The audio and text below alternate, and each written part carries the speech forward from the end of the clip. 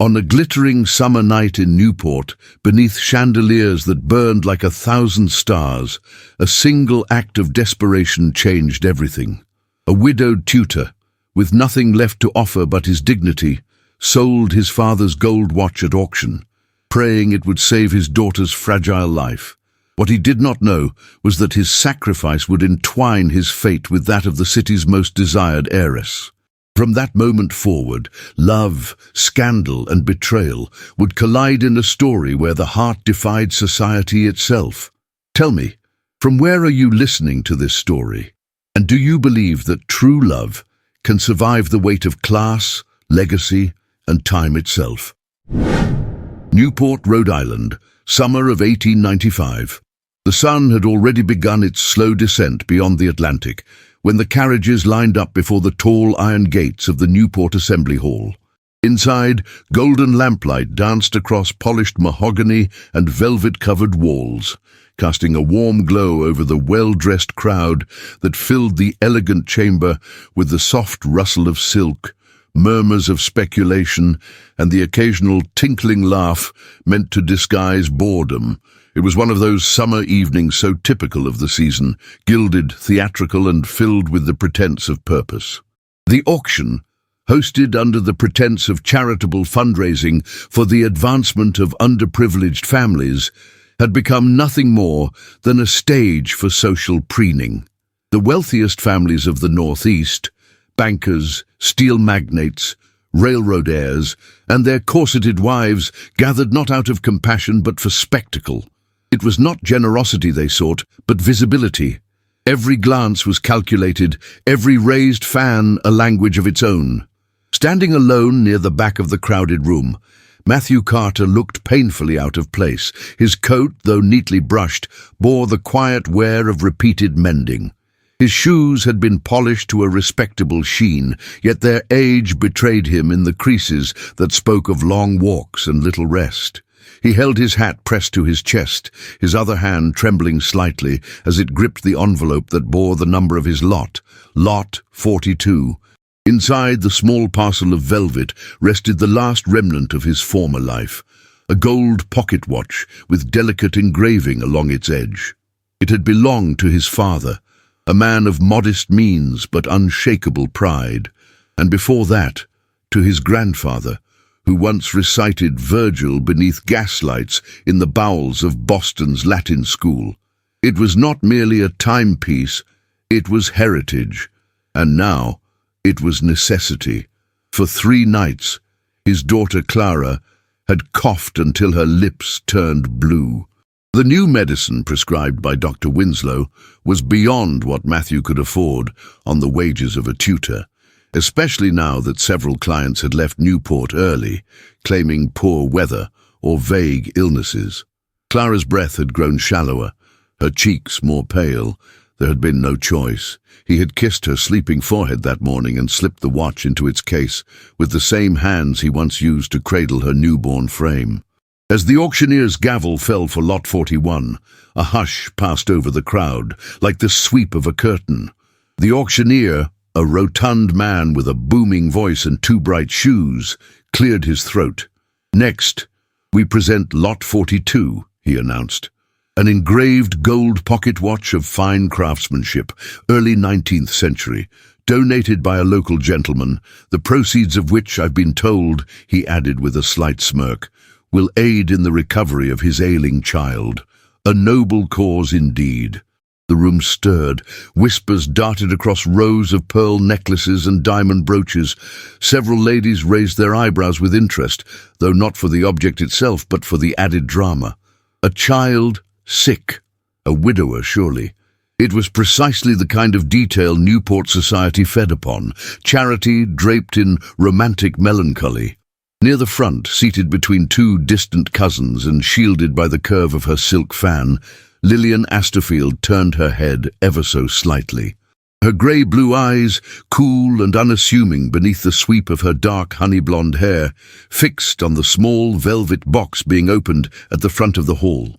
She had not wanted to come tonight. It was her mother who insisted, "Appearances, my dear, are not optional when one bears the Asterfield name." So she had dressed in seafoam silk, cinched her waist into submission, and endured the endless praise of men who spoke to her, only to hear themselves echoed in fortune. Yet now, as she leaned forward and caught the glint of the watch in the lamplight, something within her shifted. It was not the object itself, though it was finely made. It was the knowledge that it had been surrendered by a father for a child. She could not explain why the detail pierced her so deeply. Perhaps it was the memory of her own father's rare but meaningful tenderness.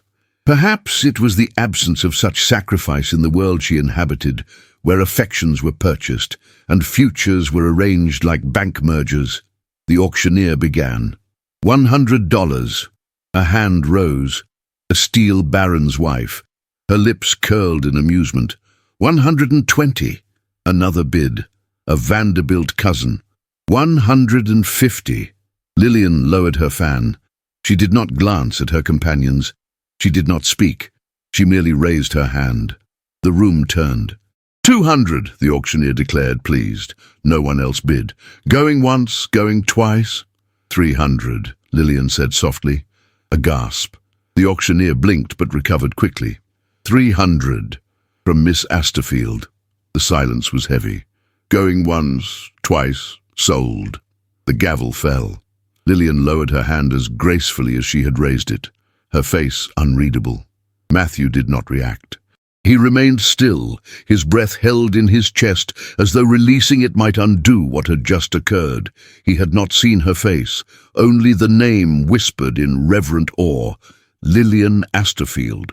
That name alone, uttered by a girl in sapphire lace standing near the side doors, carried weight enough to bring him to silence. He bowed his head slightly, not in gratitude, not in shame, in resignation. He had lost the watch, but Clara would live. And in that moment, he did not yet know that the woman who held his past in her silk-gloved hand would soon hold his future too. The morning air was heavy with the salt of the sea, clinging to the window panes of the narrow boarding house on Ashland Street. The fog had not yet lifted from the harbour, and the usual clamour of carriage wheels was muted by the damp hush of mist. Inside a modest room on the second floor, Matthew Carter stood by the edge of a narrow writing desk, his shoulders drawn, his brow furrowed in silent thought. His fingers hovered over a half-written letter. Ink still wet, lines uneven from the hesitation in his hand. He had begun the note 3 times and torn each attempt into deliberate shreds. Gratitude, after all, was a delicate matter. He did not know the appropriate form for thanking an heiress who had purchased the only thing he had left to sell, nor how to express his unease at being indebted to a woman who existed in a world light years removed from his own. Clara had slept peacefully the night before, her cheeks tinted with a hint of colour, her breathing steady. The medicine had been acquired that same evening after the auction, paid for with trembling hands and the last of his week's wages. The comfort of seeing her rest had eased his guilt, if only for a moment. Still, a hollow ache lingered inside his chest, a weight that came not from poverty, but from pride. He had meant to go to the auction house that morning and inquire discreetly about the buyer, if only to offer a simple word of thanks, or perhaps to see the watch one last time. But as he descended the narrow staircase leading to the vestibule, his landlady, Mrs. Hargrove, intercepted him with a curious expression, her large hands clutching an envelope and a small parcel wrapped in soft velvet. "This was delivered for you, Mr. Carter," she said, her voice carrying both interest and restraint. "By a footman, no less, in livery, asked for you by name and said he'd wait for no reply." Matthew's throat tightened. He took the items without a word, his hands suddenly cold despite the summer warmth. Back in his room, he unwrapped the parcel with a slowness born of disbelief. The gold glinted as if untouched by time, the very same pocket watch he had watched disappear into the velvet folds of an auctioneer's box. He turned it in his hand, feeling the familiar weight in his palm, the smooth curve of its casing, the slight dent near the clasp that he himself had caused years ago. It had not been polished, not altered. It had simply returned. His heart pounding, he broke the seal on the envelope. Inside, he found a folded note on embossed paper, ivory, edged in soft blue, with only a brief line written in elegant hand. For the health of your daughter. No thanks required. L.A. Beneath the note, pressed between two sheets of linen stationery, were 3 $100 bills. Matthew sat down hard in the cane-backed chair beside the desk. For a long while, he did not move. The watch lay in his open palm, the envelope resting in his lap. His eyes, usually so steady and guarded, glistened with the tears of a man who had held himself firm too long. It was not the money that undid him. It was the anonymity of the kindness, the restraint in the words, and the audacity of returning something so deeply personal. She could have kept the watch, displayed it, forgotten it, but instead, she had understood. Without speaking to him, without asking permission, she had given it back, not just as an object, but as a gesture, and he could not let it pass unacknowledged. That evening, after Clara had been fed and tucked into bed beneath her quilted coverlet, Matthew lit a single oil lamp and sat at the desk once more. This time his hand did not tremble as he wrote. "Miss Asterfield," he began, "I am uncertain of the customs that govern your world, and perhaps my intrusion is unwelcome. But I find myself unable to remain silent after receiving such an unexpected and undeserved act of grace. I cannot repay what you have given, but I offer with sincerity my deepest thanks. Should you ever wish to confirm that your kindness served its purpose, you would be most welcome in our humble home." He signed it carefully, then placed it in an envelope addressed to the Asterfield estate. He would not expect a reply, but the reply came the very next morning. It arrived not in the form of words, but in the shape of Miss Lillian Asterfield herself. She stood at the threshold of the boarding house vestibule, flanked by a single maid and a footman who remained at a discreet distance. Dressed in a tea-length gown of dove-grey linen, her high lace collar fastened with a single sapphire brooch, Lillian looked as out of place on Ashland Street as a swan in a cattle yard. Yet her expression held neither arrogance nor discomfort, only calm determination. Mrs. Hargrove, wide-eyed, came rushing to summon Matthew from the second floor. By the time he descended, his cravat barely fastened and his coat hastily buttoned, Lillian had stepped just inside the doorway, her gloves folded neatly in her hand. "Mr. Carter," she said before he could speak. Her voice was softer than he expected, controlled, but not cold. "Forgive the intrusion. I received your letter, and I thought it best to respond in person." Matthew froze. For a moment the words failed him. She was not as he had imagined. Yes, beautiful, more striking in person than she had appeared across the auction hall. But there was something else, an attentiveness in her gaze, a stillness that made the room itself seem to pause. "You honor me, Miss Asterfield," he said finally, bowing slightly. "But you shouldn't have troubled yourself. I know your time is not to be spent on such matters." Her lips curved, not into a smile, but something close to it. "Time, Mr. Carter, is rarely spent well in drawing rooms filled with men who only speak of themselves." He blinked, startled by the candor. "I thought," she continued, "that I might ask how your daughter is. May I?" Matthew hesitated. He knew what it would mean to invite a woman of her status into the modest second-floor room where his child slept. He knew what the neighbors would say, what his landlady was already whispering under her breath, and yet something in Lillian's tone was not performative. It was not pity, it was genuine. "You may," he said quietly. He led her up the narrow staircase, aware of every creaking step, every threadbare corner. She made no comment, no wince of discomfort. When they reached the small room, he opened the door gently. Clara was awake, propped up on a pillow, her doll tucked beneath her arm. Her eyes widened at the sight of the lady in grey. Lillian approached the bed slowly.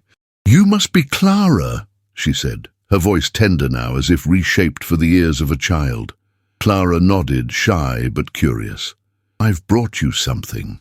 From her reticule, Lillian withdrew a small leather-bound book. It's about a rabbit who dreams of sailing ships. Clara's eyes lit up. Does he find one? You'll have to read it and see, Lillian whispered. Matthew, watching the scene, felt something shift within him.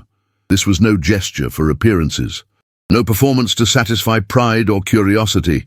It was a moment suspended in grace. After a few minutes, Lillian rose. At the doorway, she turned to Matthew. Their eyes met for the briefest instant. "You owe me no gratitude," she said, "but I am glad to have met you." And then she was gone. By the afternoon, whispers had already begun along Bellevue Avenue. A carriage seen outside a boarding house. An Asterfield daughter seen unaccompanied. A tutor whose name no one remembered, until now. And though Matthew did not yet feel it, the tide had shifted. The watch had returned to him, but the world, it seemed, had just begun to watch him.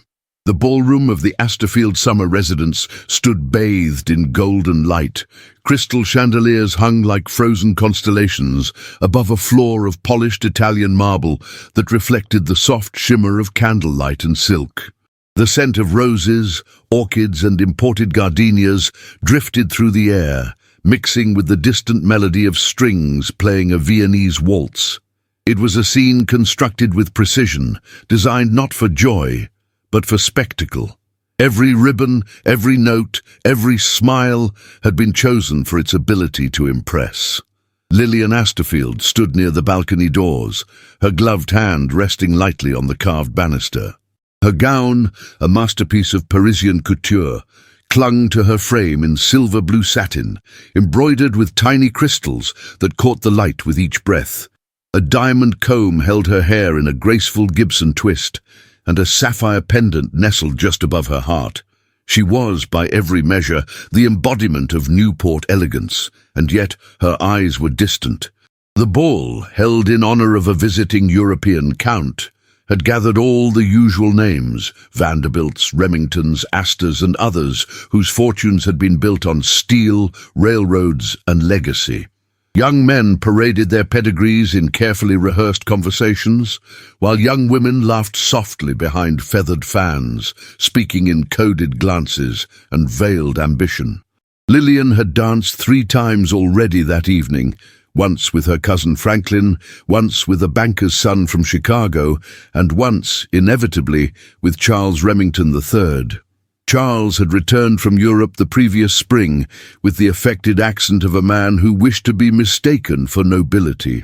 Tall, impeccably dressed, and with a gaze that lingered a breath too long, he was the preferred suitor of the Asterfield matriarch. He carried himself like a man who believed ownership and admiration were the same. "You're awfully quiet tonight, Lillian," he said, as he guided her in a perfect, mechanical waltz earlier that evening. "I do hope this isn't another one of your thoughtful moods. You know how that unnerves people." "I'm sure it does," she replied evenly. He laughed, assuming it was flirtation. It wasn't. From across the room now, Charles watched her. He stood beneath a gilt archway, sipping brandy and feigning disinterest, as other ladies tried to draw his attention. But his focus remained fixed on Lillian, whose beauty, he believed, ought to be admired by him alone. Behind her, the curtains billowed slightly as the ocean breeze teased its way through a crack in the doors. The summer air was thick with humidity, but Lillian found it easier to breathe by the threshold than in the center of all that perfection. Her thoughts wandered, and with them her gaze. She thought of Clara, of the soft smile the child had offered her only 2 days before, of the way her fingers had curled around the edge of the book with gentle reverence. The image refused to leave her mind. Clinging more firmly than any dance or diamond of the night, it was no longer a matter of curiosity nor even of charity. There was something unshakably real in that little room above Ashland Street, something absent from the ballrooms and the champagne flutes. And if her mother knew she had gone there, unchaperoned, bearing books and flowers, Lillian had no doubt there would be consequences. As if summoned by thought, Dorothea Asterfield approached. Her mother moved with the precise grace of a woman trained in the art of public presence. Her gown, a deep plum adorned with black jet beading, carried the weight of tradition and expectation. She smiled, but only with her mouth. "You're neglecting your guests, my dear," Dorothea murmured, eyes scanning the crowd. "Charles looks like a man about to be wounded." "Perhaps that would do him some good," Lillian replied without turning. Dorothea's smile never faltered, though her tone cooled. "I've heard whispers, Lillian, about a certain tutor." Lillian met her mother's gaze. "You know better than to court scandal. A single step outside our circle, and they will close ranks faster than you can blink. It takes only one error to ruin a reputation, and a woman's dignity," she added, "once questioned, is rarely restored." For a moment, the only sound between them was the low swell of strings echoing from the far side of the room. "I did not go seeking scandal," Lillian said quietly. "No," Dorothea replied, "but it finds those who behave as though they're immune to it." Lillian said nothing. There was nothing to say that her mother would not twist or dismiss. Across town, far from marble columns and imported wines, Matthew Carter sat in the sunroom of a family home on Bellevue Avenue. The windows were open, but the breeze barely stirred the heavy lace curtains. He was teaching two brothers, ages 11 and 13, the use of subjunctive mood in Latin. His voice was patient, his manner composed, though the glances exchanged between the boy's mother and her sister did not go unnoticed. They had been whispering before the lesson began, their tones laced with something between amusement and concern. "Such a shame," one had murmured as he passed into the room. "What a pity," the other replied. Matthew had taught in this home for nearly 3 years. The children respected him, and until recently the family had sung his praises. But today the boys were distracted, their eyes flitting to their mother as if seeking silent instruction. When the hour ended, he rose, thanked the boys, and stepped into the hallway. The mistress of the house met him there, her smile apologetic but firm. "Mr. Carter, I'm afraid we must suspend the lessons for now. The boys are falling behind in penmanship, and we've decided to refocus." He bowed his head. "I understand." Outside, the sun had already begun its descent. He walked with a slow, measured pace through the streets of Newport, past rows of mansions and manicured gardens, past children playing on shaded corners and women fanning themselves on porches. By the time he reached Ashland Street, Clara was sitting on the steps with a blanket over her shoulders, her doll beside her. She smiled when she saw him, but her voice was weak. "She came again," Clara said, her eyes bright. "The lady, Miss Lily." Matthew paused. "She brought a flower in a paper cone, and she read to me." Inside their room, he found a sprig of fresh lavender wrapped in a folded page from a children's book. Beside it, a small envelope addressed simply, "For Clara," with quiet joy. No signature, no display, but he knew, and so did others. The maid from the next boarding room had seen the carriage. A boy delivering coal had noticed the fine shoes of the woman descending the stairs. And though none dared speak to Matthew directly, the shift in glances and silences around the neighborhood spoke volumes. The lines had been crossed, invisible ones drawn by class, expectation, and society's ravenous appetite for impropriety. But as Matthew sat beside Clara's bed that evening, reading to her from the book the lady had left behind, the weight of gossip seemed to lift. There, in the hush of lamplight and linen, in the scent of lavender and the quiet breath of his daughter, he found something that mattered more than approval. He found peace. If only for the night. The sky was a pale, restless blue when Lillian stepped out of the carriage and dismissed the footman with a gesture so calm, so certain, that he did not question her command. The wheels creaked away down the pebbled road, leaving only the hush of the wind and the distant cry of gulls to keep her company. A thin veil covered her face, more as a precaution than a disguise, and her walking gloves, white kid leather soft as butter, gripped the silver handle of her parasol, though there was no sun to shield herself from. She had written to Matthew the day before, a note composed quickly and sent discreetly through a courier who asked no questions. A polite request, under the veil of concern, to inquire after Clara's health and perhaps stretch her legs along the cliffs that overlooked the sea. It was a vague invitation cloaked in good intentions, one that could not be misconstrued, at least not in writing. Now, standing at the edge of the narrow coastal path just beyond the edges of town, she waited. The breeze lifted her veil slightly as she turned toward the sound of approaching footsteps on gravel. Matthew appeared from the slope, his figure tall and composed in a dark walking coat, his collar unstarched but clean, his gait steady. The salty air had tousled his hair, softening the rigid lines of his face. There was no pretense in his eyes, only something deeper, curiosity perhaps, or caution. She inclined her head as he neared. "Mr. Carter, Miss Asterfield." He offered a polite nod. "I wasn't certain you'd come. I wasn't certain you'd answer." His lips curved slightly, not quite into a smile. "And yet here we are." They began walking without ceremony, their pace slow, unhurried. The path ran along the cliffs in gentle curves, bordered by wild grass and low stone fences, worn smooth by time and weather. Below them, waves surged and retreated, crashing against dark rocks in rhythm with the wind. The sea, grey and endless, mirrored the vastness of the silence between them. For a while, they spoke only of Clara, of her appetite returning, of her voice regaining its strength. Lillian listened intently, nodding, her gloved hand sometimes tightening around the parasol at the mention of the girl's laughter. "She's quite taken with you," Matthew said finally. "She's asked whether you'll come again." "Would that be unwelcome?" she asked, her tone light but watchful. Matthew paused before answering. "You're welcome in her eyes, and that's what matters." They walked a few more paces. Then Lillian's voice softened. "May I ask you something, Mr. Carter?" "Of course." "Were you in love with your wife?" The question startled even her. It had leapt from her lips without permission, carried on the wind and curiosity that had long simmered beneath the surface. Matthew did not answer immediately. He slowed, then stopped entirely, his eyes fixed on the distant horizon. "I was," he said at last, "though not at first."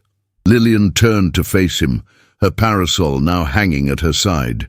"She was patient," he continued, "and kind. She saw something in me that I had forgotten was there. We were married young, with little between us but hope.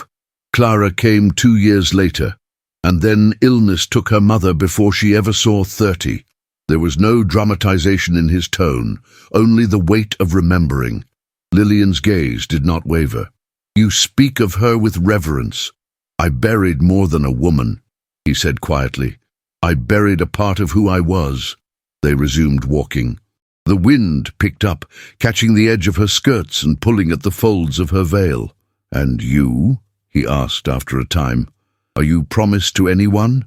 She gave a small laugh, humorless and dry. "I am promised to everyone and no one at all. My mother would have me wed Charles Remington III, a man whose greatest virtue is his father's fortune. And you? I would rather marry the ocean." His chuckle surprised her. It was low and brief, but genuine. "He is persistent," she added, "and cruel in that particular way of men who believe the world owes them affection." "Then I pity the ocean," Matthew murmured, and Lillian's eyes widened in amusement before she turned her face back toward the sea to hide the smile threatening her lips. There was a pause, charged and delicate. "Does it not exhaust you?" she asked, her voice barely above the wind. "To always be correct? To always be decent?" He looked at her then, truly looked. "Sometimes. But dignity is all I've got left to hand my daughter. It's not much, but it must last her." They stopped again near the edge of a bend where the path opened slightly into a quiet overlook. A wooden bench rested there, weathered but sturdy. Lillian sat, and Matthew remained standing for a moment before settling beside her, though with a respectful distance between them. "You could have kept the watch," he said after a while. "You had every right to. You bought it. I did not buy it to own it, she replied. I bought it to return it. Why? Because I saw what you were willing to part with for someone you love, and it made me wonder what I would be willing to do for someone I barely know. The silence that followed was not awkward. It was thick with unspoken truths, with the invisible thread that had been winding between them from the moment their names had first shared the same breath. I'm not accustomed to being looked at like a man, Matthew said finally. In your world, I am service, a shadow, a function. She turned to him. I don't see a function, she said quietly. I see a man who gave up everything for his child, and who continues to give without complaint. I see a man who speaks with more honesty in 5 words than others do in 50. And yes, who walks these cliffs with more dignity than the ones who rule ballrooms and dine with princes. Her words settled like mist, and for a moment neither moved. Matthew shifted slightly, his shoulder brushing hers as he adjusted his posture on the bench. The touch was fleeting, accidental perhaps, but it sent a flicker through her that she could not quite name. I should return, she said, her voice a whisper. He nodded, not trusting his voice. As they stood, he offered her his arm. She hesitated only a second before slipping her gloved hand into the crook of his elbow. They walked back the way they had come, not as strangers and not yet as anything else, but the air between them had changed. At the Astorfield estate that evening, Lillian entered the parlour with calm poise, only to find Charles waiting near the fireplace, his fingers tapping the mantel with slow deliberation. You were seen, he said without preamble. Lillian removed her gloves. Then I hope they admired my shoes. Charles stepped forward. You may play the aloof noblewoman all you wish, but there are limits, Lillian. There are consequences. A man like that... A man like what? She interrupted, her tone icy. Honest? Poor? Decent? He stiffened. He's not one of us. She smiled thinly. Perhaps that's why he interests me. Charles's eyes flashed. You enjoy provoking me. I enjoy watching you prove what little you are. He took a step closer, his voice low. This ends now. No, Charles, this begins now. And with that, she walked past him, her chin lifted, her steps steady, but behind her, in the shadow of the firelight, Charles's jaw tensed. And in his silence, something darker took root. It began with a whisper, barely audible at first. An almost imperceptible breath passed from one fan-shielded mouth to another in the drawing rooms of Bellevue Avenue. But as the sun climbed higher over the polished rooftops of Newport, that whisper grew into something sharper, heavier, insidious. By the time the carriages lined the driveways of St. Bridget's for Sunday Mass, the story had already acquired a shape. They said Lillian Astorfield, daughter of the formidable Dorothea and heiress to one of the oldest banking fortunes in New England, had been seen strolling the cliffside path in intimate conversation with a man, not a suitor, not a European count or a senator's son. No, a tutor, a widower of uncertain income, a man with no name that mattered. They said their hands had touched, that she had lingered close to him on a bench overlooking the sea, that he had looked at her not with reverence but with familiarity. And most damning of all, they said she had allowed it. That evening, Matthew Carter arrived at the front parlour of the Brantley residence for his scheduled lesson with young Vincent, a studious boy of 12, whose Latin had shown impressive improvement since Matthew's arrival. But something in the air was different. The butler, usually stoic, looked at Matthew with a flicker of pity before stepping aside. Inside, Mrs. Brantley did not greet him with her usual pleasant detachment, and Vincent never appeared. Instead, the boy's father emerged from behind a panelled door, his expression one of forced civility. He gestured to the drawing room and invited Matthew to sit, though he himself remained standing.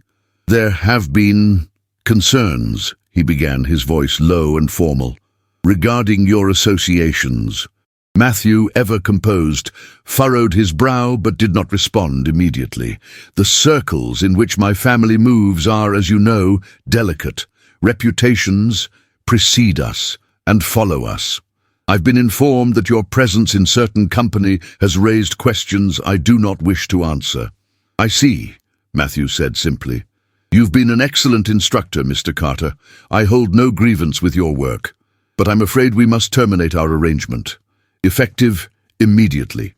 And that was that. Matthew left the Brantley estate with quiet dignity, his satchel pressed against his side, the summer breeze carrying with it a chill that did not belong to the weather.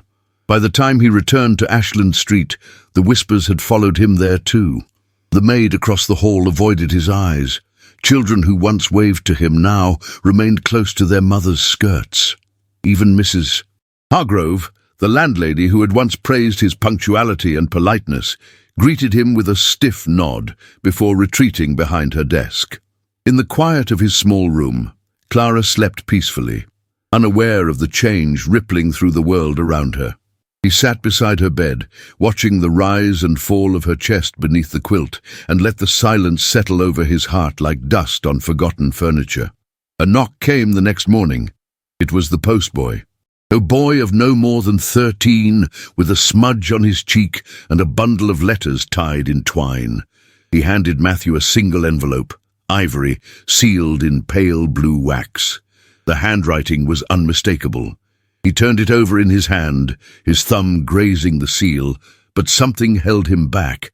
There was more than paper inside this envelope. There was longing, perhaps guilt, certainly risk. And yet when he finally opened it, the message was nothing but gentle. I write not with expectation but with hope. I do not know whether my presence has brought you harm, but I pray I have not done you injustice. If silence is your answer, I will carry it with grace. But should you ever wish to speak again, I remain L.A. He read it 3 times, then folded it carefully and placed it inside the drawer beside his bed. He did not write back. For days, the air thickened with judgment. At the market, the grocer no longer greeted him. At the bookshop, the clerk avoided his gaze. Even the cobbler who once chatted about the Yankees now handed him his boots in silence. Matthew endured it all with the stoicism of a man accustomed to loss. But each day, as he passed the hallway where the mail was usually slipped beneath his door, he began to wonder if more had been sent. On the 5th evening, curiosity conquered pride. He approached Mrs. Hargrove's desk, his voice low. "Have there been any letters for me?" She did not look up. "No, Mr. Carter, nothing." Her fingers twitched slightly. That night, Clara asked about the lady in the silver dress, whether she would come again, whether she would read to her as before. Matthew had no answer. On the 6th morning, he left early. Clara remained asleep. He walked the town in measured steps, trying to find clarity in the fog that now clouded not only the streets, but his thoughts. And when he returned shortly before midday, something caught his eye. Mrs. Hargrove's office was empty, the door ajar. Letters, old and new, were stacked in a basket near the hearth, and among them he saw it. Blue wax, ivory envelope. His breath caught. He stepped closer. Beneath it, another and another, all the same hand, all unopened. Without thinking, he gathered them. A sudden voice behind him froze his blood. "I was told it was better for the girl," said Mrs. Hargrove, emerging from the hallway. Her expression held neither regret nor malice, only caution. That your connection to that family would ruin her chance at anything. Matthew stared at her. "Who told you?" She did not answer, but her eyes flickered toward a small envelope on her own desk. Still sealed, still pristine. The corner bore a monogram. C.R. Matthew clenched the letters in his hand, fury and disbelief warring behind his ribs. He did not speak. He walked away. Back in his room, he sat on the floor and opened them one by one. Some were short, others lingered in poetic reflection. One simply read, "I miss the silence between our words." Another said, "I stood today at the cliffs, alone, and the sea did not speak." And the last, "If I have become a scandal, let it be for something true." He pressed the pages to his chest, closing his eyes. Outside, the wind shifted. The sun dipped behind a thick layer of cloud, casting the street in pale grey. In the parlour of the Asterfield estate, Lillian sat by the window, her embroidery untouched on her lap. She had not been permitted beyond the gates in 3 days. Her mother insisted, it was for her protection, that women of a certain standing could not afford to appear unguarded. But it was not the world Lillian feared. It was the distance, the silence, and the suspicion that someone somewhere had drawn a curtain across what might have been something real.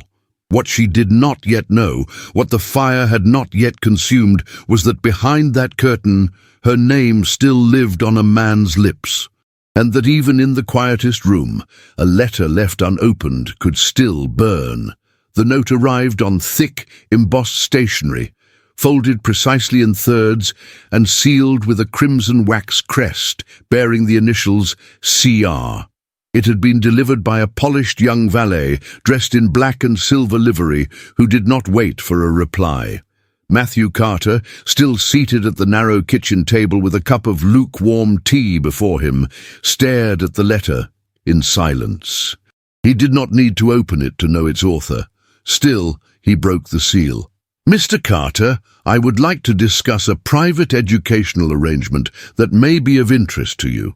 As discretion is always wise in these matters, I suggest we speak in person. This evening, at the Winterbourne Club, 6 o'clock sharp, Charles Remington III." There was no flourish, no polite pretense, just the cold efficiency of a man who believed his words were a favour. Matthew placed the letter aside, his jaw tightening. He had not set foot in the Winterbourne Club since his days as a student, a time before Clara, before grief, before he had chosen a life of simplicity over ambition. The club was a sanctuary for powerful men, bankers, politicians, men who spoke in codes and agreements while sipping brandy beneath portraits of other men just like them. Matthew dressed carefully, choosing his best waistcoat, though the threads had begun to fray at the cuffs. He tied his cravat with steady hands, but his heart beat unevenly, warning him. Still, curiosity compelled him. Or perhaps it was something deeper, something he did not want to name. By the time he arrived, the sun had slipped behind the rooftops of Newport, casting long, solemn shadows over the cobblestone streets. Inside the Winterbourne, the hush of old money hung in the air, like dust on velvet. Oil paintings stared down from panelled walls. A grandfather clock ticked with slow authority in the corner. Charles was waiting in the smoking lounge, seated in a leather armchair near the hearth, his long legs crossed, a glass of amber liquid balanced in one manicured hand. His cravat was immaculate, and a diamond pin gleamed beneath his collar. "Mr. Carter," he said without standing, "thank you for coming." Matthew offered a measured nod. "You mentioned a tutoring opportunity." "Yes," Charles said, swirling the drink. That was a lie. The words dropped between them like a stone. Matthew did not sit. Charles leaned forward, resting his elbows on his knees. "Let us be honest. You and I are men of vastly different stations. You may fancy yourself noble for enduring your squalor with dignity, but I assure you, nobility comes with cost, a cost you cannot pay." Matthew said nothing. "I've seen the way you look at her," Charles continued, his tone soft but laced with venom. "Like you believe for a moment that she belongs in your world, but she does not. She is Asterfield, and you—" he gestured vaguely. "You are temporary." Matthew's hands remained at his sides, but his voice, when it came, was steady. "I never claimed to own her, nor do I need your permission to respect her." Charles chuckled. "Respect? Is that what you call those stolen walks along the cliffs? That scandalous display in the ballroom foyer? The whispers in every parlour from Bellevue to Brenton Point?" He rose now, towering slightly. "You've humiliated her, and whether she knows it or not, she'll pay the price." "I think you're confusing humiliation with liberation," Matthew replied. Charles's eyes narrowed. "You believe you've given her something? That she'll choose you over a future of wealth, security, and legacy?" "No," Matthew said simply. "I don't believe anyone chooses love. It chooses them. For a heartbeat, silence held. Then Charles smiled, slow and cruel. "I suppose Clara's health has been fragile lately, hasn't it?" he murmured. "Must be exhausting for a man like you, carrying all that burden, alone." Matthew froze. "Do be careful, Mr. Carter," Charles said, lifting his glass once more. "Some burdens become fatal if held too long." Matthew turned without another word. As he passed through the hall, the club's butler offered him his hat with downcast eyes, as if ashamed to have witnessed what had transpired. That night, back in his room, Matthew found Clara sitting quietly by the window, her small face pale. The air had grown damp, and her cough, though light, had returned. She smiled when she saw him and asked about the stars, but he could not find the words to speak. Long after she fell asleep, he sat alone in the flickering light of a single oil lamp, a pen in hand, and a blank sheet of paper before him. The ink bled slowly, each word carved not from thought, but from pain. "Miss Asterfield, I once believed I could remain silent and still do right by you, but now I see that silence itself can be a cruelty. We live in different worlds, yours built on marble and mine on soil. And though you reached across that distance with grace, I cannot let you fall because of me. This must end here. May you find joy, even if it is not with me. M.C." He folded the letter, sealed it, and placed it atop her previous ones. A cruel circle of paper and sorrow. He would deliver it in the morning. Across town, in the Asterfield residence, the confrontation had already begun. Lillian stood in the center of the library, her hands clenched at her sides, her cheeks flushed, not with shame, but defiance. Before her, Dorothea sat upright on the tufted settee, and her father, Marshal Asterfield, paced behind the fireplace, his expression unreadable. "I will not be instructed like a child," Lillian said, her voice firm. "And I will not be auctioned off to a man I do not respect." "You will speak of Mr. Remington with civility," Dorothea snapped. "I will speak of him with honesty. He is arrogant, manipulative, and cruel." "You're a girl in love with a story," her father said coldly. "But stories don't keep houses standing. They don't protect legacies." "I don't care about legacies," she whispered. "You do," he replied, "or you will, when you have nothing left." Dorothea rose. "You've allowed your head to be turned by a man who cannot even provide a decent name. Do you understand what's being said about you? What your presence in his world suggests about this family? I understand that you would rather see me married to a name than happy in obscurity." Her father walked to his desk and pulled out a folded document. "This is the settlement prepared for your future with Charles. Sign it, and everything remains. The house, the inheritance, the standing. Refuse, and you walk out with nothing." Lillian stared at the paper. Then she turned away. Her voice was soft. "Then I will walk." In the early hours of the morning, before the sun had dared rise above the sea, Matthew stirred to the sound of Clara's cough, harsher now, as though pulled from deep within her chest. Her forehead burned under his palm. Her lips were dry. He rushed to the pharmacy, knocking on the back door, begging for tonic, for syrups, for anything that would ease her breath. By the time he returned, her small form lay motionless in bed, her chest rising with fragile labor. The letter to Lillian remained where he had left it, untouched, unsent, and for the first time in many years, Matthew Carter allowed himself to cry. Not from grief, not yet, but from the weight of everything closing in, the burden, the love, the fear of what it might cost to let her go, and what it might cost to hold on. The chandeliers of the Asterfield ballroom blazed like captured constellations, suspended in a night of opulence and pretense. Their golden light cascaded down over a sea of satin skirts, tailcoats, and velvet gloves, illuminating every powdered cheek and polished shoe. The room shimmered, not from warmth but from spectacle, each detail curated to perfection, the flicker of candles in tall candelabras, the slow strains of a waltz echoing from the string quartet, and the clink of champagne flutes raised in polite applause. It was the evening of the Astorfield Summer Ball, an event spoken of for weeks in the salons and smoking parlours of Newport, and tonight it unfolded with even greater anticipation. For while the music was exquisite and the company fashionable, all eyes waited for Lillian Astorfield to make her entrance. She was late, and in that lateness bloomed rumour. Some said she had fallen ill, others that she refused to come.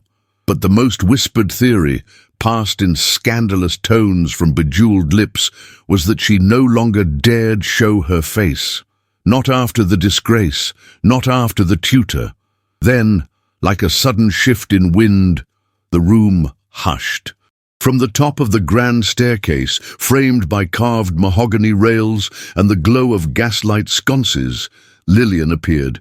She descended alone. Her gown was silver, fluid, and luminous, clinging to her figure with a softness that seemed to defy structure.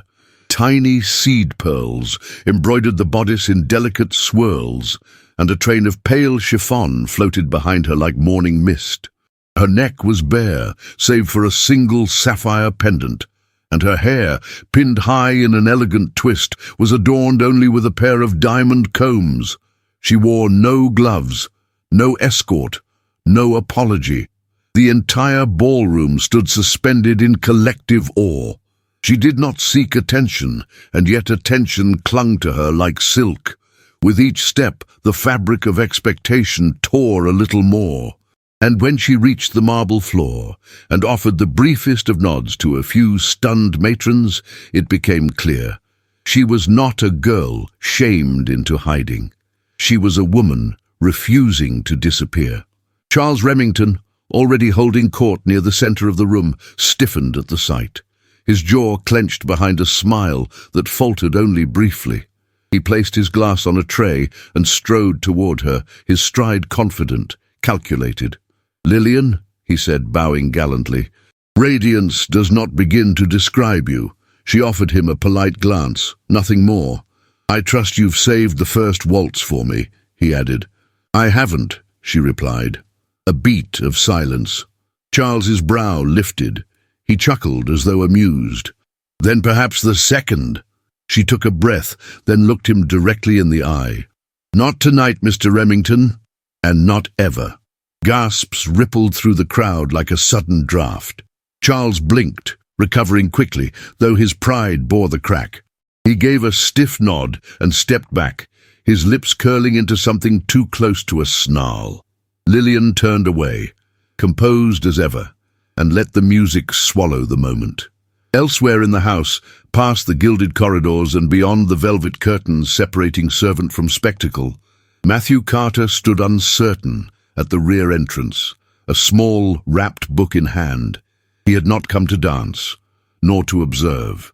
His sole intention was to return Clara's borrowed book, a thin volume of illustrated fables left behind after one of her visits to the Astorfield Library. He had considered delivering it the next day, but something about the day's silence, the way Clara had reached for it in her sleep, and the memory of Lillian's eyes at the cliffs had urged him forward.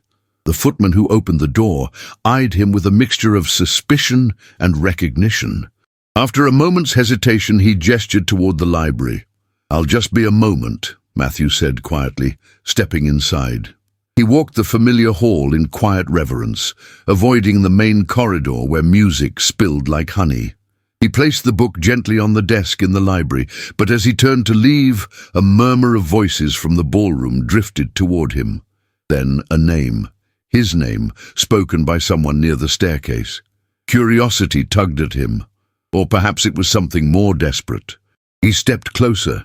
The curtain separating the hallway from the grand hall fluttered as a guest brushed past it. And in that narrow gap, Lillian came into view. She stood alone beside the orchestra platform, her profile calm but watchful, her expression unreadable beneath the chandeliers. Her gaze swept the room slowly, until it landed on him.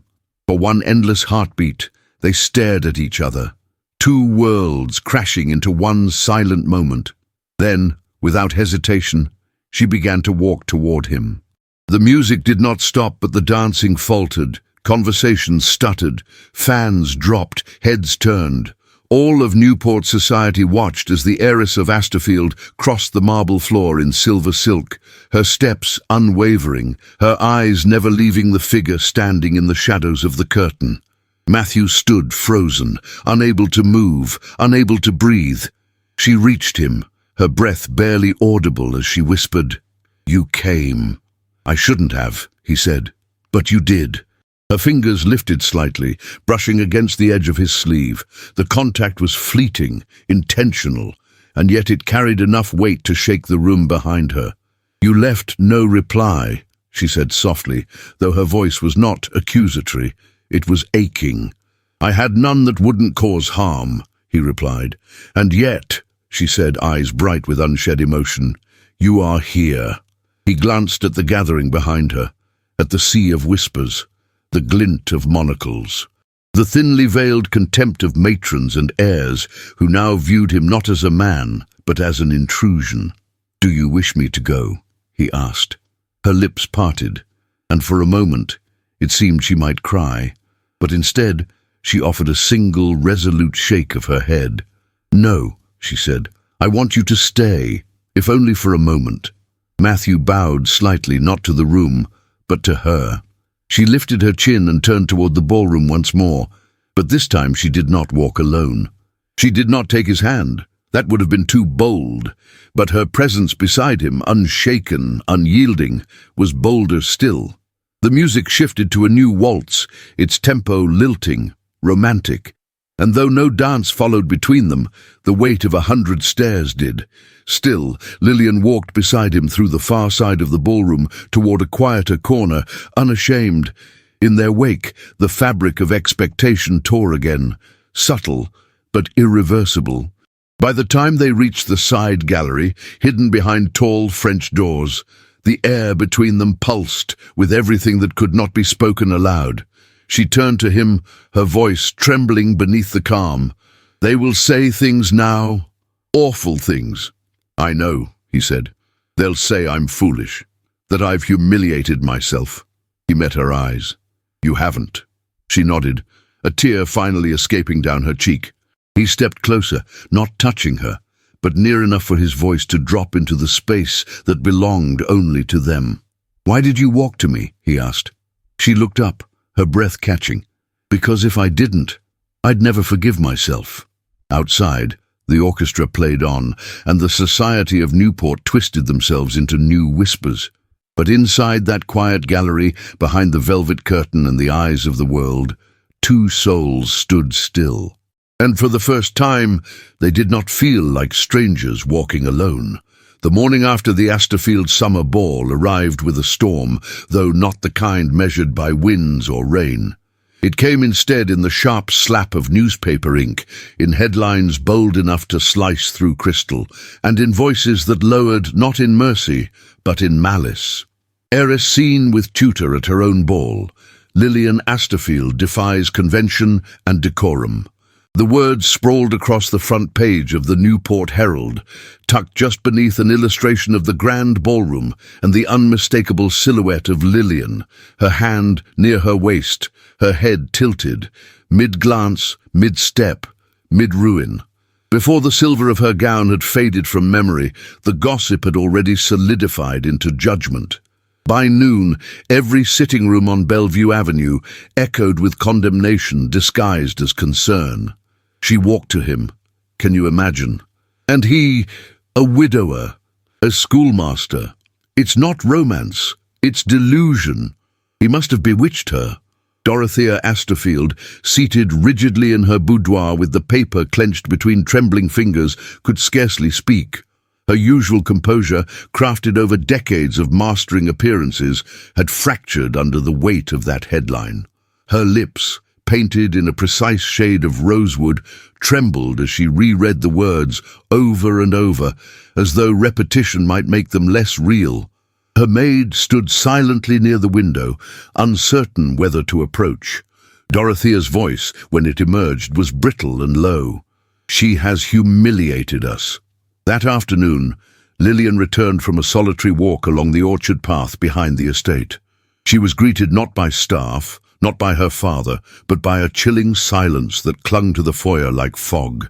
Even the house seemed to hold its breath. At the top of the stairs, a maid whispered, "She's in her room, and she's asked not to be disturbed." Lillian's heels clicked softly on the marble as she made her way to her mother's door and knocked gently. No reply. She entered without waiting. Dorothea sat on the edge of her bed, still in her mourning robe, her hair unpinned for the first time Lillian could remember. In her lap lay the paper, its folds torn, its ink smudged with what could have been sweat or tears. "You've undone everything," Dorothea whispered without looking up.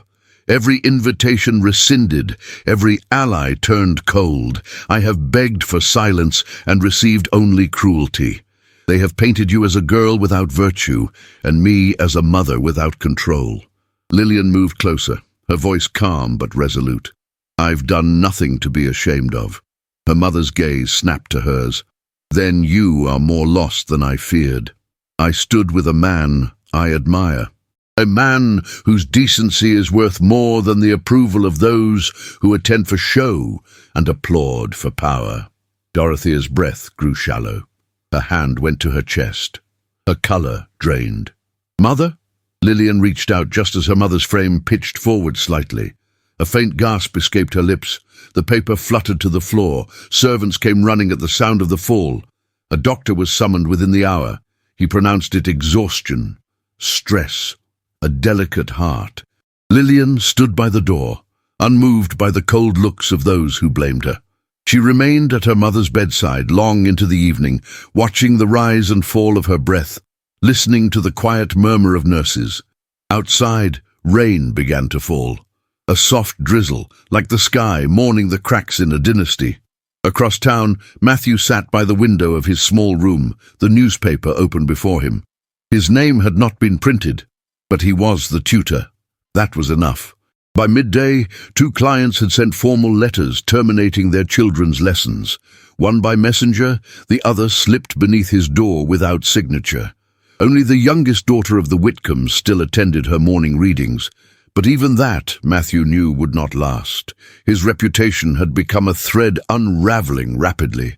No matter how fine his lessons, no matter how clean his name, society had chosen its narrative, and it did not welcome men who inspired defiance in heiresses.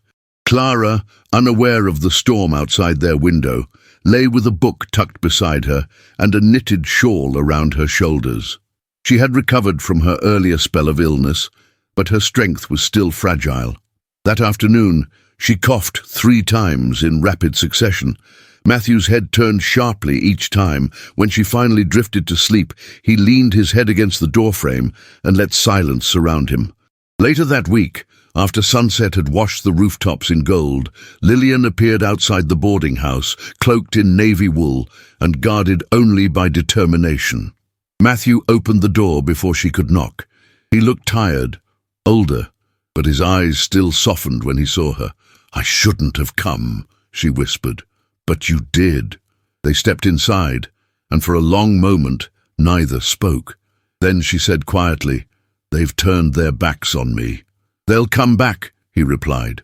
"They always do, but you will not be the same. I don't want to be." He looked at her then, not with pity or caution, but with a gaze that saw the full weight she carried.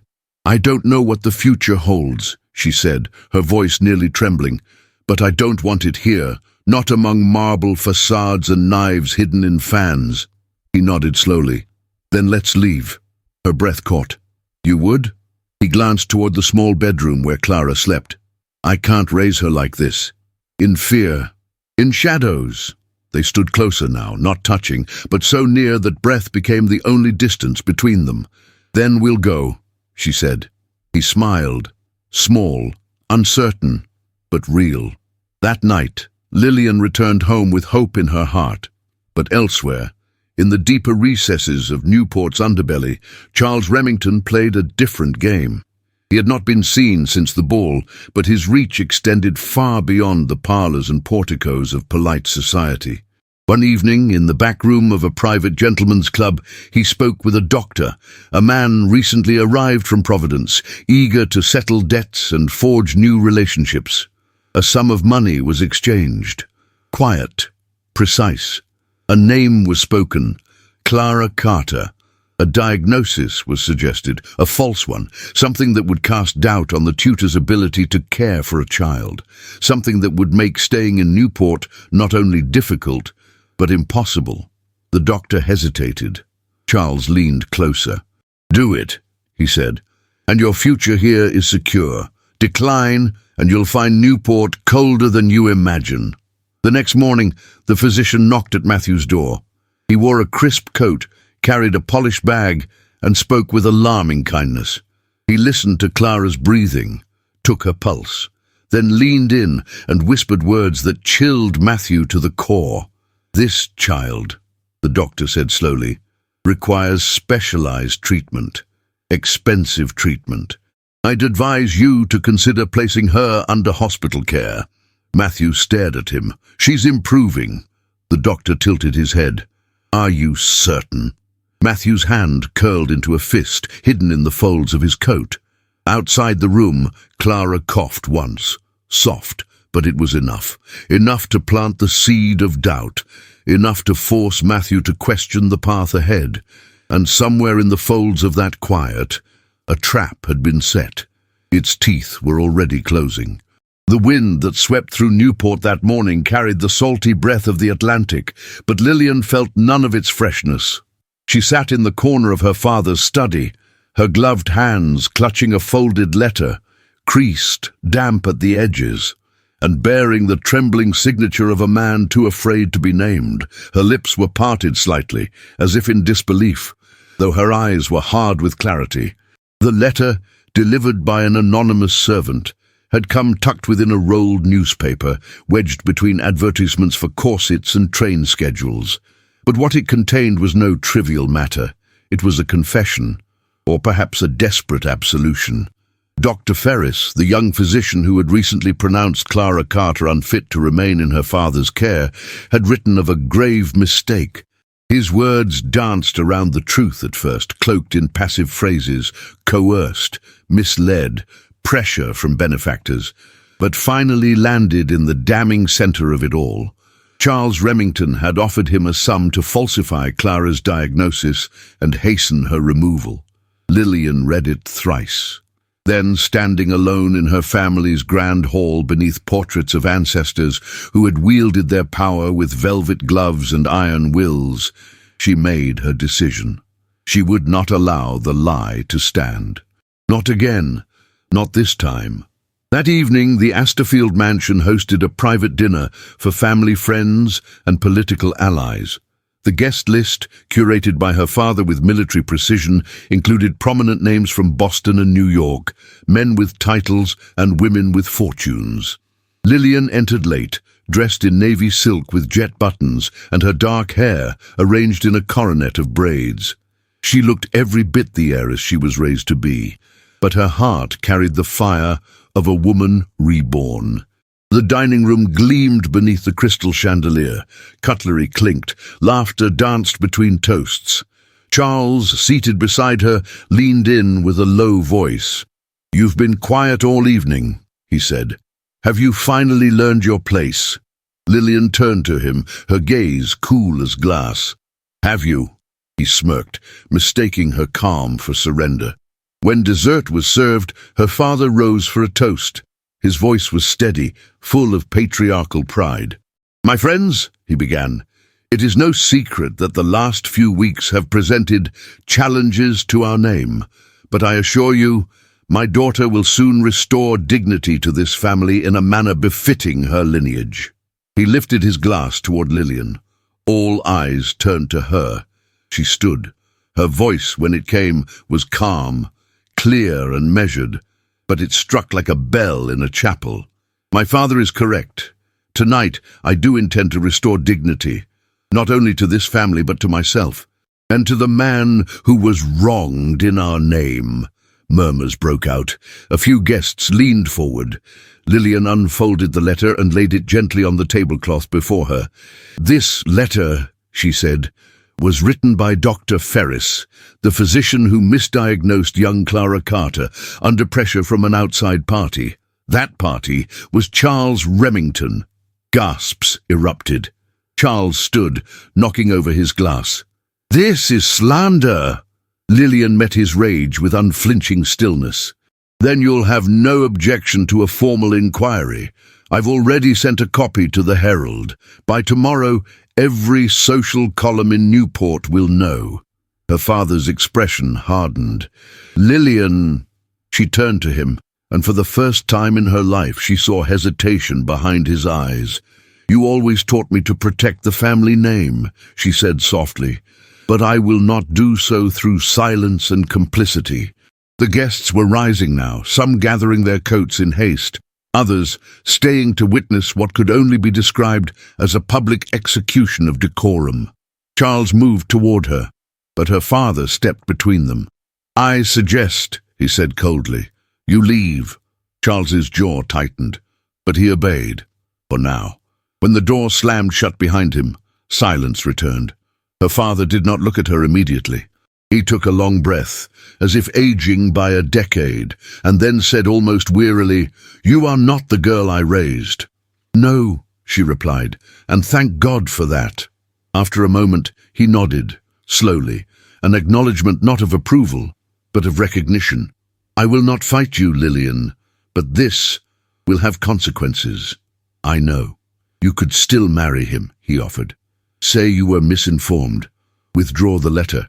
It will all be forgotten." She lifted her chin. "I would rather be forgotten than become a woman like Mother." Her voice cracked only slightly at the word, and that was enough to break the final thread between her and the life she'd once known. She left the house without a cloak, her silk gown trailing over the stones like a banner of defiance. The streets of Newport were quiet by the time she reached the boarding house. A single oil lamp burned in the window. Matthew opened the door with tired eyes. He had not expected her. But when he saw the determination written across her face and the red in her cheeks from the wind, his expression changed. He stepped aside to let her in, his body trembling with questions he did not dare ask. In the corner of the room, Clara slept, curled in a blanket with her hand clutching a doll. Her breathing was soft even. "She's better," Matthew whispered. "She asked for you this morning." Lillian's breath caught. She moved to the child's side and brushed a stray curl from her cheek. Then she turned to Matthew. "I know what Charles did." His eyes widened. "How?" She handed him the letter. "I've exposed him. To the press, to my family, to the world." Matthew looked down at the words, his throat tightening. "You'll lose everything." "I already have, but I have this," she said, gesturing toward Clara, toward him, toward the quiet room filled with more love than her mansion had ever known. "You can't live like this," he said softly, "on reputation alone." "I don't intend to. I want to build something with you." Matthew moved toward her, his voice low. "Lillian," but she silenced him with a look, one filled with longing, with vulnerability, and with strength. "We may not have wealth, we may not have approval, but if we have each other, we'll have enough." Outside, the moon cast a silver glow over the cobblestones. Inside, two souls stood in the warmth of a single room, surrounded by the echoes of sacrifices made and a future still unknown. And in that moment, without fanfare or witnesses, a choice was made, one that no headline could tarnish, no scandal undo. Love had cost them everything, and yet it had given them something far greater in return. The wind along the coast had softened with the arrival of spring. Morning light poured through the tall windows of the Whitmore Carter School for Girls, painting the parquet floors in golden hues. Outside, the sea murmured against the cliffs below, and inside, laughter echoed through the modest but cheerful halls. It had been 1 year since Lillian Asterfield had walked away from a name engraved in stone to begin a life made of flesh, breath, and choice. Now she walked through the front corridor of the school, holding a stack of notebooks to her chest, her pale linen skirts trailing behind her, and a pencil tucked absently behind one ear. Gone were the corseted gowns embroidered with family crests. Now she wore simple, well-made dresses that allowed her to kneel beside a child's desk or lift a box of school supplies without assistance. Yet in her bearing, her quiet elegance, her still commanding gaze, nothing of the woman she had always been was lost. In the classroom beyond, Clara was reading aloud, seated on a cushion near the fireplace, her braids tied with blue ribbons. Her voice, once faint and tired, was now lively. Around her sat 8 girls of various backgrounds, daughters of fishermen, seamstresses, and 1 or 2 of quiet wealth who had come not for prestige, but for peace. And peace was what this place had given them all. In the back garden, Matthew adjusted the position of a new bench carved by a grateful father. His sleeves were rolled to the elbows, and his hair had grown slightly longer, swept by the salt air. The chalk dust on his hands was a daily emblem of pride. From the distance, he saw Lillian watching him through the window. She didn't wave. She didn't need to. Her eyes alone carried everything, years of longing resolved into belonging. Later that afternoon, as the school emptied of chatter and little footsteps, the bell on the front door rang, once politely. Lillian opened it and was stunned. A woman stood there in a dove-grey carriage dress, her gloved hands clasped over a matching parasol. She wore a wide-brimmed hat with cream feathers, and her face, though lined by time, still held the unmistakable features of the Asterfield family. Aunt Marguerite. "May I come in?" the woman asked softly, almost uncertainly. Lillian blinked, then stepped aside. Of course. They sat in the parlour, where the curtains were light and the scent of books and lilacs lingered. Marguerite's gaze wandered over the small piano, the children's art framed along the walls, and a photograph of Lillian and Matthew with Clara on the beach. "You've made something fine here," Marguerite said, the compliment falling awkwardly from lips unaccustomed to generosity. Lillian smiled gently. "It's enough. More than enough." There was a pause. Then Marguerite leaned forward, her voice lower. "Your father will never say it, but he reads every article about your school. When the Herald mentioned your scholarship fund for the lighthouse keeper's daughter, he clipped it." Lillian looked away, her throat tightening. "I came because—" Marguerite hesitated, her hand tightening on her parasol. "Well, I wanted to see for myself, and to leave something behind if you'll allow it." She opened her reticule and withdrew a small envelope, placing it on the table. "I sold the rubies. They were meant for your wedding set. I thought you might use them for books, or expansion, or whatever foolish ideal you're chasing." Lillian laughed softly, the sound laced with both gratitude and melancholy. "Thank you, Aunt." They didn't hug, but as Marguerite left, she paused at the threshold, turned and said, "The veil was lovely. I hope he appreciated it." Then she was gone, like a breeze that had dared to warm a cold room. That evening, with the girls tucked in their beds and the lamps glowing amber, Lillian found Matthew on the back veranda, seated on the wooden bench, listening to the sea. She joined him silently, her body folding into the curve of his shoulder as though it had always belonged there. "I saw your aunt today," he murmured.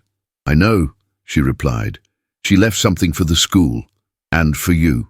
He looked over, puzzled. She handed him a small parcel, carefully wrapped in ivory linen.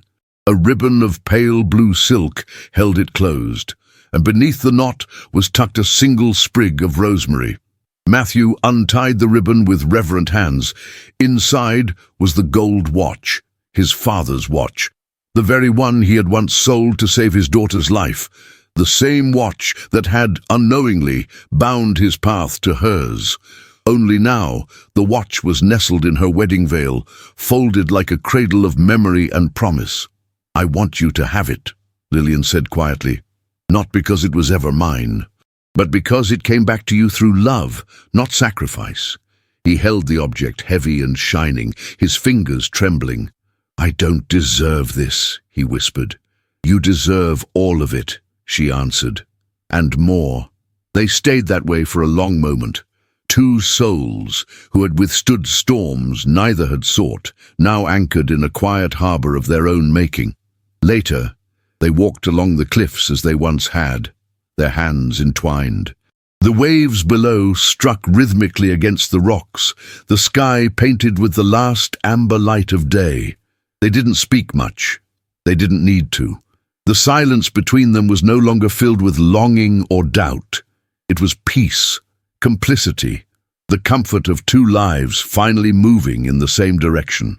Behind them, the town of Newport shimmered with gaslights and social whirlwinds, gilded, grand, unchanged in its rituals. But ahead, the narrow path hugged the cliffs and opened to the sea. There in the open wind, where names meant nothing and legacy was just a word, they were simply Matthew and Lillian, teacher and woman, father and mother, beloved and beloved. As the camera of the heart pulled back, it would see them silhouetted against the ocean sky, walking toward a future not measured by inheritance, but by the quiet, steady rhythm of love, hard-earned. And though the world behind them remained golden, it had never glittered more than in that final glimmer, when legacy gave way to life, and love returned home. The sea had not changed. It still roared and whispered in turn, still battered the jagged cliffs with the same unrelenting rhythm it had for centuries. But everything else, everything that truly mattered, had. The Whitmore Carter School had grown. What began as a two-room schoolhouse perched by the sea was now a gracious three-story building with ivy curling up its stone walls and a bell tower that chimed every morning at 8. Children laughed in its gardens, books lined its shelves, and inside, in the heart of it all, love lived on. Lillian sat on the porch in a high-backed wicker chair, her shawl wrapped around her shoulders despite the late spring warmth. Her hair, still dark, had begun to show a soft silver at the temples, which only made her eyes more striking, those same storm-grey eyes that had once silenced an entire ballroom. In her lap lay a folded letter. The ink had faded slightly, but the words still stirred something deep in her soul. It was the letter Matthew had written her before their first separation. She never had the heart to throw it away. A pair of small feet thundered across the porch, followed by a shrill giggle. "Papa says I cheated at checkers," cried the little girl as she launched herself into Lillian's arms. "Oh?" Lillian laughed, gathering the child. "And did you?" "Only a little." She had Matthew's eyes, soft, thoughtful, always watching. But her will belonged to no one but herself. From the doorway, Matthew appeared, taller now, with threads of grey at his temples and lines of laughter etched into his face. His sleeves were rolled, a smudge of chalk on one forearm, and in his hand he held a red checkered board. "I demand a rematch," he said, grinning. "You'll lose again," said the child. "She gets it from you," he told Lillian as he joined them on the porch. "She gets her stubbornness from you," she replied, resting her head against his shoulder. Their daughter, Marigold Clara Carter, was their miracle. She had come 2 years after their wedding, a stormy birth in the dead of winter, and had grown into a girl full of questions, courage and laughter. She had never known wealth in the way her mother once had, but she knew something greater: freedom, kindness, and the quiet power of being deeply wanted. The town of Newport, too, had changed. Slowly, yes, but change had come nonetheless. Where once gossip ruled the streets, now progress whispered at every corner. The school had become a symbol of that change, educating not only girls from good families, but also the daughters of millers, tailors, and even fishermen. Some still scoffed, but many had come to admire Lillian, not despite her rebellion, but because of it. As for Charles Remington, the memory of his downfall remained a cautionary tale in society circles. Stripped of investments and shunned after multiple scandals, he had vanished into the anonymity of failed men. His name no longer carried weight, and though Matthew and Lillian rarely spoke of him, they sometimes saw his ghost in those who still clung to privilege without purpose.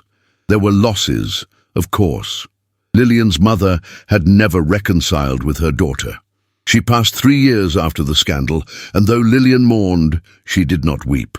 Her father, however, had sent a letter on Marigold's 5th birthday, enclosing a pressed violet from the Asterfield Gardens and a single sentence: "She has your spirit." It was a start. The bell in the school tower rang in the distance, calling the afternoon class to order. Children began to gather with books under their arms and sun on their cheeks. Matthew rose, brushing off his trousers. "Come, Goldie. Arithmetic waits for no one." The child groaned but obeyed, skipping down the path with her father. Lillian remained on the porch, watching them go. Her heart, always full, swelled with something deeper, not pride, not even joy. Gratitude. Gratitude for the night she dared raise her voice.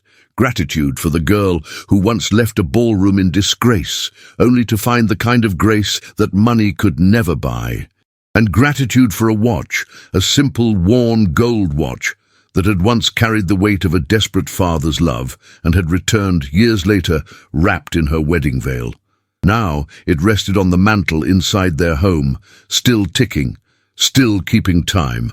A reminder that some things, true things, do not fade. They endure, because love, when chosen again and again, even through storms, even through scandal, becomes more than a feeling. It becomes a legacy. And theirs would never be gilded in gold, but engraved in the hearts of all who passed through that modest school by the sea, where the cliffs still held secrets, and the wind still carried the story of a man, a woman, and the quiet miracle of a life built together. In a world where wealth once dictated worth and social standing stood above the heart's desires, Lillian and Matthew proved that true love asks not for permission. It simply endures. Their journey reminds us that courage is not always loud. Sometimes it's the quiet decision to walk away from legacy and into the unknown, guided only by the hope of a better, more honest life. This was not just a story of forbidden romance. It was a tale of redemption, of standing tall when the world tries to bend you, of building something beautiful from sacrifice and grace. And perhaps most powerfully, it was a story of how love, when rooted in truth, can withstand time, scandal, and even the fiercest storms. If this story moved your heart, let it continue its journey. Share it with someone you care about, someone who still believes in love that grows stronger through struggle. And if you've made it this far, write the word legacy in the comments.